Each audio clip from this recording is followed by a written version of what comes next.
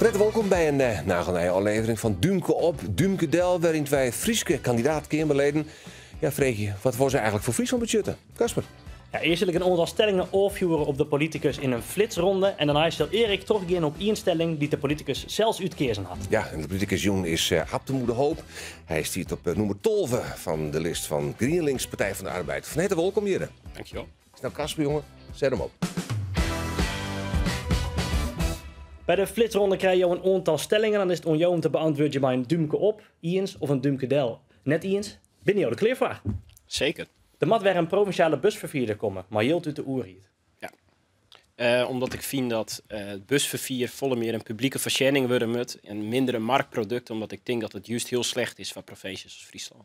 Om het wedding te kwaad te gaan, maar er ook op landbouwgroen gebouwd worden. Ja, we hebben gewoon volle meer wenningen nodig in Friesland. En we hebben een heel soort landbouwgroen, waar we wenningen bouwen kunnen. Dus het lijkt mij heel verstandig om dat te doen.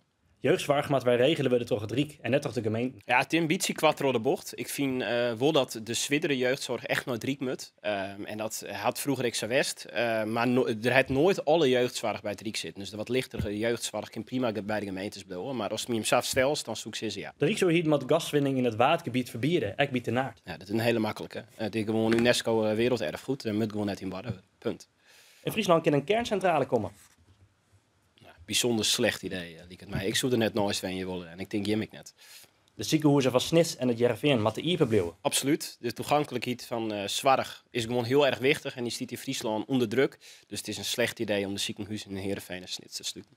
De oerriet mij boeren dwingen om haar een bedrijf te verkeerpjen. Het liefst zonder dwang, natuurlijk. En we moeten boeren niks zo goed mogelijk helpen om dwarszaam te dwan en op ze stoppen willen met er een goede regeling voor komen. Maar ja, als het echt noodzakelijk is, dan moet dat kunnen. Nederland moet meer vluchtelingen opvangen, ook in Friesland. Ja, we moeten meer vluchtelingen opvangen, maar we moeten wel kritisch zijn naar bijvoorbeeld arbeidsmigratie. Maar ik vind voor vluchtelingen dat we zorgen moeten dat er altijd plak voor is. Friesen moeten voorrang hebben op een wenning in Friesland. Ja, ik vind gewoon dat er sowieso meer wenningen gebouwd worden moeten, zodat er voor alle Friesen plak is, maar dat er ik mensen komen kunnen naar Friesland. Ik vind dat het je leefbaar blijven moet en dat kan net alleen nog maar Friesen. Natuurgebieden in Friesland moeten groter worden, ook als dat ten koste gaat van landbouwgroen. Zeker. De natuur staat enorm onder druk. Dus er moet meer natuurgroen en iets minder landbouwgroen. Om jij moet in te gaan met het minimumloon omheen.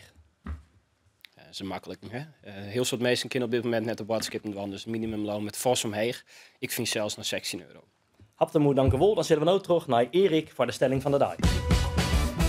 Ja, Haptemoede Hoop. We hebben keersend voor de stelling. Er moet weer een provinciale busvervoerder komen, maar yield vanuit de oerriet.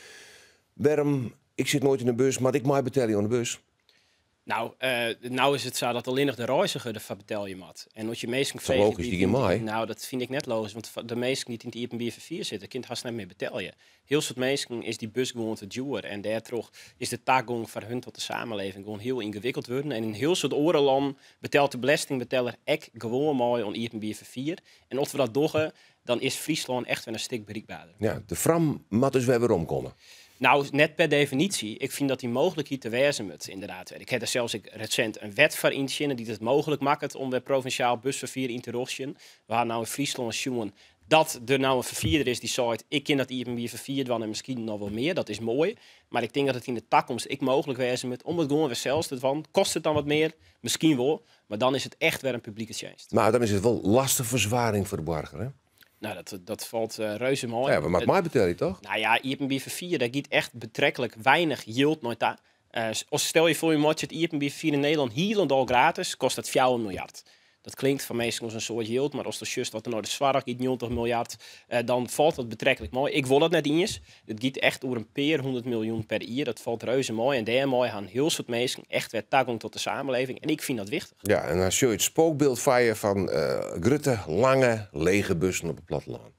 Ja, vind je dat een spookbeeld? Ik denk dat dat net erg verstandig is. Ik denk dat heel soort mensen in Friesland blij zijn dat die bus weer in hun buurt is. En heel soort mensen jongens net eens met thuis komen maar die bus. En in die ene bus werd misschien 3 mensen zitten waar de studenten jongens thuis komt. De zorgmedewerker die het betiert nooit werkt dan moet. Dus als er dan een keer een lege bus is, dan gebeurt dat. Maar ik vind dat het waard voor al die mensen die dan wordt toegang tot de samenleving. Maar je net volle meta op maatwerk, op belbussen, op opstappers en dat soort oplossingen? Dat soort dingen moet je ik nog zien. Wij willen als Partij van de Arbeid en GroenLinks, ik zie nooit deelvervoer. We mogen binnen 44 minuten bij je werk moeten komen. Maar ik vind net dat dat de norm wezen moet. Want mensen die het lastig te voeren binnen. Mensen die het wat ouder binnen. Ja, show die allemaal in app via deelvervoer naar het werk in. Ik net. Ik weet dat soort mensen gaan achterblijven. Dus ik vind dat er altijd een busvervierder blijven moet. En dat liefst publiek wezen moet. Oké, Held. Dank u wel. Habt een goede hoop. Dank u wel voor het maaien. Een duimke op, duimke del. Ja, morgen ben we er zelfs weer. Maar een nieuwe aflevering en een nieuwe politicus. Want Casper, waar hebben we dan? Dan hebben we Jouke Spoelstra van het CDA. Dank u wel voor het zien en onmorgen. En dan.